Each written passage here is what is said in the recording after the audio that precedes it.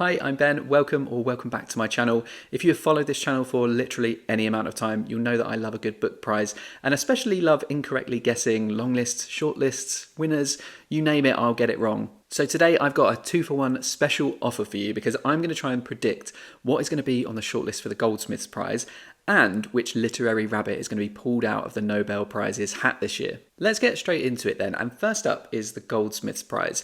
If you've not heard of this prize before, it's a really interesting one that's worth paying some attention to. The prize is, surprisingly, awarded by Goldsmiths, which is a university in London, although technically it's like a college that's part of the University of London, but universities in London are kind of weird and that's a whole other thing. Anyway, the tagline of the prize is fiction at its most novel, which the prize embodies in two ways. It's exclusively for novels, but it also is looking for works that are truly novel, ones that push the envelope of what's possible in long-form fiction. It's been going for just over a decade, and its most recent winner was Cuddy by Benjamin Myers, and that was one of my favourite books that I read last year. Other winners in the prize's history include authors like Ali Smith and Emma McBride. The eligibility criteria for this one are a little bit more restrictive than some other prizes.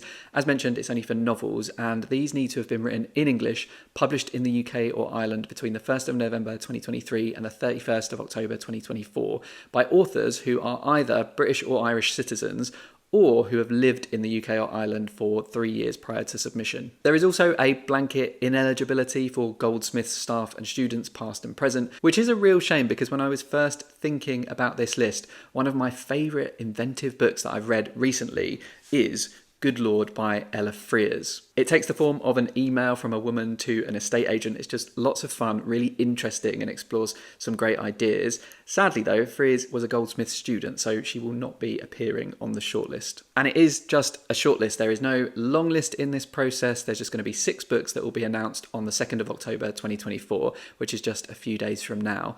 And that means there is not much time left to share these predictions, so I'd better get on with it. My first prediction is, I guess, more of a hope, a dream, a wish. It's a book that I've spoken about quite a lot on this channel so far this year, and it is The Night Alphabet by Joelle Taylor. This has been on every prize prediction list that I've made this year because it just is that damn good. This is the story of a woman called Jones who, in the 2200s in a futuristic London, travels to an old school tattoo shop and asks for one more tattoo, connecting all of her existing ones that she already has. And as these tattoos are joined by this one thin line, she tells the story of each of her other tattoos. It is just so inventive, so poetic, it's beautiful. I absolutely loved it, and it deserves a place on this list. My second guess is The Watermark by Sam Mills. This novel is about a novelist who is struggling with the act of creation. That is, until a young couple stumble upon his remote cottage and he imprisons them in his work in progress. They then have to escape and they navigate this network of novels of different styles and plots. It sounds lots of fun, it sounds very meta, and very much the sort of inventiveness and creativity that the Goldsmiths Prize is on the lookout for. My third pick is Parasol Against the Axe by Helen Oyeyemi. Oyeyemi has been shortlisted before for the Goldsmiths, and it's not uncommon to see authors appear again and again. I haven't actually read her work before, but it does sound like it's tailor-made for this prize, about a weird weekend in Prague where the novel twists itself into unfamiliarity to reflect the experience of exploring an unfamiliar city. When I was trying to check in on the plot of this novel, like looking at its page on Waterstones, I struggled to get like a good succinct précis of what it's about, but I did see a quote about this book that just makes me think that it is very well suited to the Goldsmiths, so let me just read that out. Quote, "Original is a word thrown around too much when talking about fiction, but in the case of Parasol Against the Axe, it's an entirely appropriate description. Oyeyemi's vision is vast and enigmatic, carried by sentences so crisp and lithe, this is like nothing you've ever read before." Doesn't that sound like a novel that's pushing the envelope? I would not be surprised at all to see it on the list. My fourth selection is Mother Naked by Glenn James Brown. The inspiration for this one is really fun. It is spun out of a single record of a real payment entered into Durham Cathedral's historical rolls, which shows that someone called Mother Naked was the lowest paid performer in over 200 years of records. The book is set in 15th century Durham, where Mother Naked addresses the powerful men in the cathedral, weaving and unfurling this mysterious story. I'm obviously already interested in reading this because I've got a copy, and I really need to get around to reading it because it sounds just like a really interesting sort of book to explore. And after reading about the history of Durham Cathedral in Cuddy, I've got a little bit of a taste for it. My penultimate pick here is called How to Leave the House by Nathan Newman. This is a story about Nat West. Not the bank, it's the name of the main character, and he goes on a bit of an odyssey around his small town hunting for a package that's gone missing. It seems to have a madcap cast of characters, and it's supposed to be really funny and offbeat and very original, exploring the connectedness of all things all the time. Finally, I'm picking Mrs. Jekyll by Emma Glass.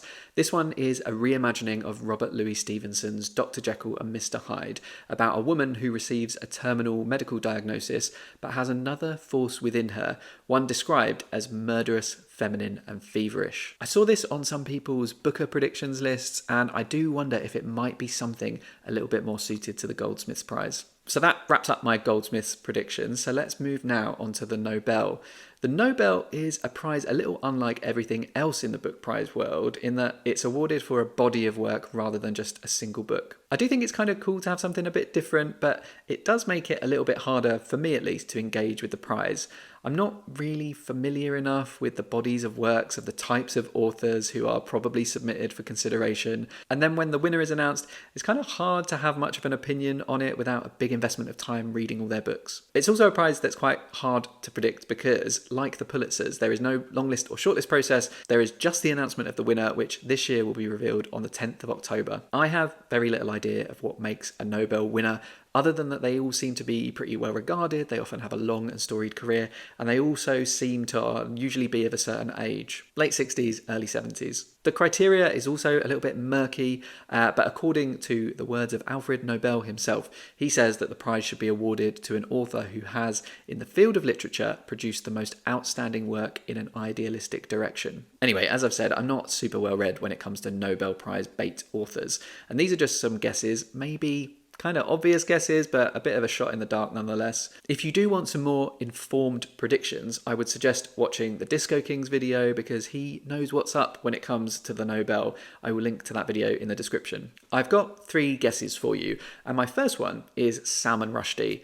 He's regarded as one of the greatest living authors, and he's been nominated for the Booker Prize 7 times. He won it once for Midnight's Children, which has also twice been named the best Booker winner ever. From what I read online, it does seem like he's not generally seen to be writing fiction now quite as good as the stuff that he used to produce, but given the attack he suffered in New York and how brilliantly received his memoir about it was, Knife, I do wonder if now might be seen by the Swedish Academy as the perfect time to reward Rushdie. My second guess is another obvious one, and it is Haruki Murakami. He is a Japanese writer. He writes books that people love, and he writes about boobs in a way that people hate. Everyone knows him, everyone expects him to get a Nobel at some point, so why not now? My third guess is Scholastique Mukasonga.